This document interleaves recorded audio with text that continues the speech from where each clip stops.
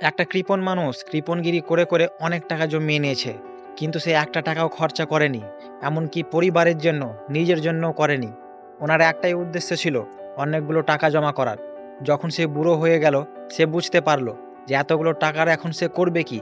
সে শুধু এটাই ভেবে ভেবে ক্লান্ত হয়ে পড়ছে যে এতগুলো টাকা আমি খরচা করব কোথায়। যখন তার মর অবস্থা, সে মাত্র একটা দিনই বাঁচবে, তখন আজরাইল এলো ওই কৃপণ মানুষটাকে নিয়ে যাওয়ার জন্য।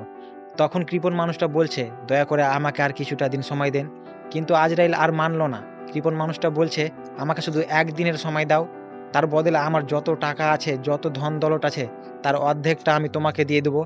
আজরাইল তাও মানল না, আর বলল, তোর কাছে মাত্র 10 মিনিট সময় আছে।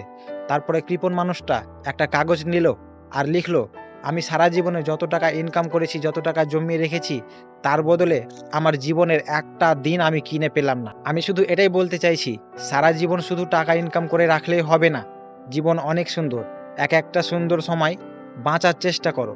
কে জানে কাকে কবে এই দুনিয়া ছেড়ে যেতে হবে। তাই বলছি, জীবনে অনেক টাকা কামাও, কিন্তু সেই টাকাতে এনজয় করো, খরচা করো, নিজের জন্য, নিজের পরিবারের জন্য।